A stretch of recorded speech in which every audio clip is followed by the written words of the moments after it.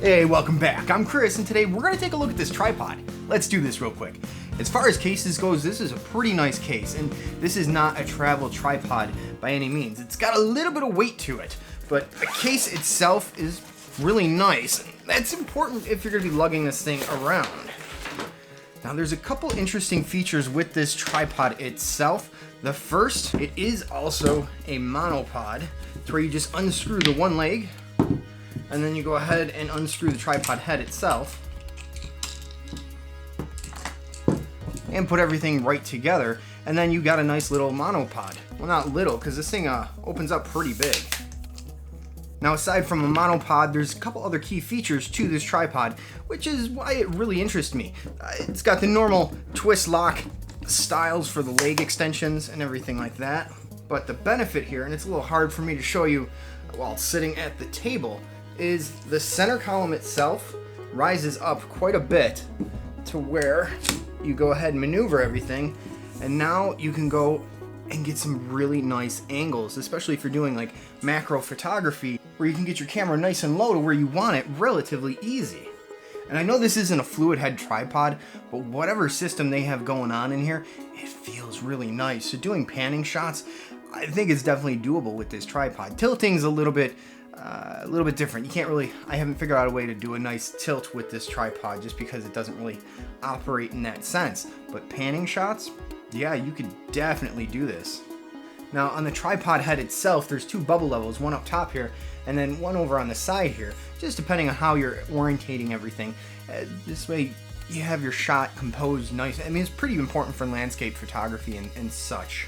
Anytime you're using your tripod in a configuration like this, I would suggest, I mean, maybe not when it's this low, but if it's up higher, clipping on your camera bag or some sort of sandbag, something to weigh it down so that it doesn't get, really heavy on the one side, and orientate the legs, if you can, in such a way to where there's an outstretched leg close to where the camera is versus not. I mean, it's just about balance. Now, you can take the little rubber feet off of this tripod, and potentially, if you ever want to, which I've never really used, honestly, insert the little studded spikes, whatever they are, to give you a little bit more grip, but I've never honestly used those. I have those on a couple other tripods, but it does give you that option. It does not come with it. And then there is a screw mount here in case you're adding other equipment. It gives you a little bit of an option here to add other stuff, whether it's audio equipment or maybe a monitor or something like that. You have the option to do so. As far as height goes with this tripod, it can go taller than I am. Let's see if we can kind of demonstrate, or at least get a measurement for you. Alright, just so you get an idea, this thing's pretty tall. I'm around 5'8", maybe 5'9" or so after my back surgery, but this thing is taller than me. So I'm going to say maybe around 68 inches. I'll throw a number on the screen of the exact height of it, but it goes pretty high and it gets down pretty low. So this is about the minimum height you're going to get the tripod and camera and everything, depending on what you're doing. Now, obviously, if you want something to go horizontal with it, this is about it, which is pretty low. It's a lot lower than I can get my other tripods because the center column is in the way. So I'm pretty happy with this thing.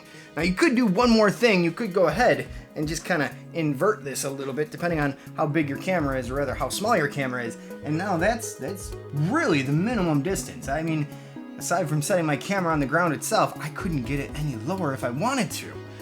So I'm very interested to see how this is going to work out for me. I think I'm going to enjoy it, considering I'm diving into macro photography just a little bit more. So all in all, this is a pretty solid aluminum tripod. There's not too many plastic parts. I mean, like the knobs and stuff like that are plastic, but everything else is pretty much aluminum or some form of metal here. So I'm pretty impressed with this tripod. And the quick release plate of the tripod itself is an Arca Swiss style, and it is compatible with my other tripods that use the same style. So I was happy for that. I mean, that was one of the things I was looking for, that everything's compatible, so I'm not switching base plates all the time. I can just plop my camera on and we're good to go.